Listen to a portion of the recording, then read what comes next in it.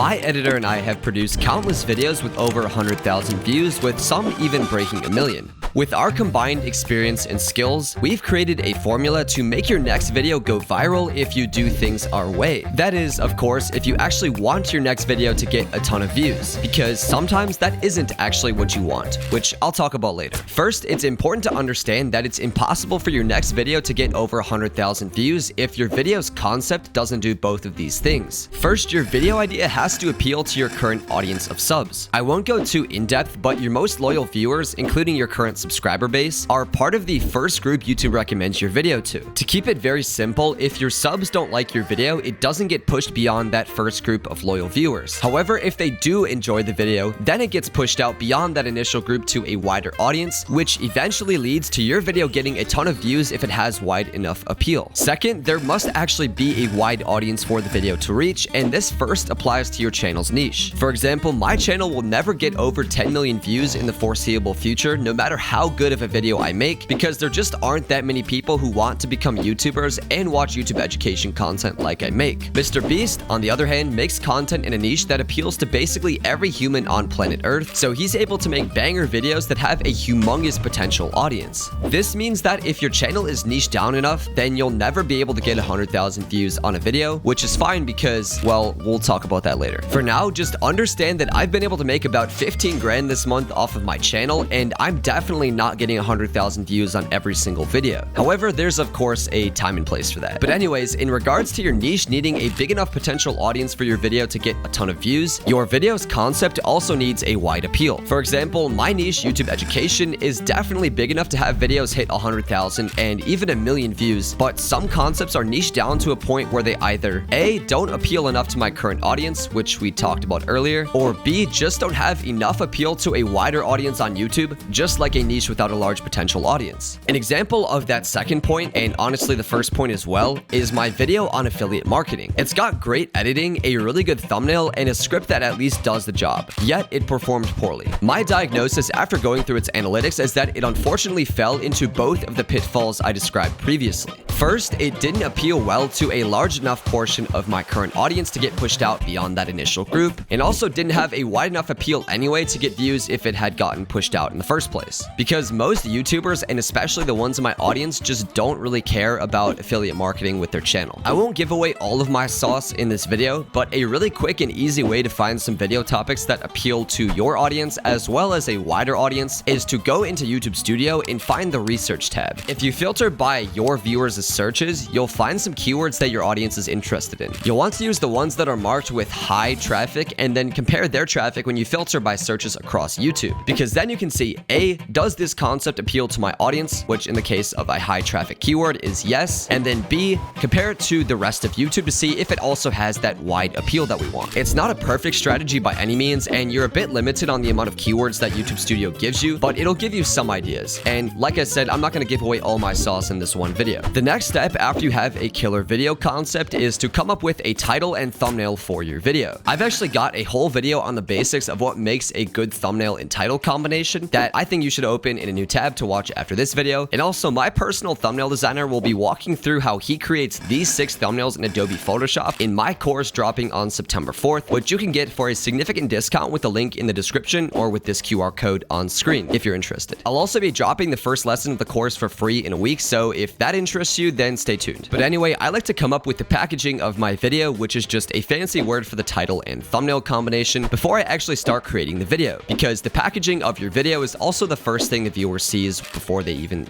watch your video. What you'd like to avoid is having an intro that doesn't match with a really good title/thumbnail combination that you come up with after you've already created your video. In contrast, if you're able to create your title and thumbnail first, you're able to be a lot more flexible with the rest of the video. My designers and I personally use Photoshop to design our thumbnails, but if you aren't an Adobe person, I'd recommend Krita or GIMP, or I don't know, there's some other alternatives too. A lot of Photoshop basics can be applied to those softwares as well, which is also really nice. views. Then once you've got a good thumbnail, writing a good script and recording a quality voiceover is your next move. I've got videos explaining the basics of both of these, but I'd like to note that there's also not an objective right answer to doing either. What I mean by this is a script that's good for my niche and my audience probably won't be good for maybe a different niche that attracts an older audience, like for example, lawn mowing. If your niche attracts a younger audience like mine, you'll want your scripts to be pretty conversational, informal, and easy for dumb people to understand.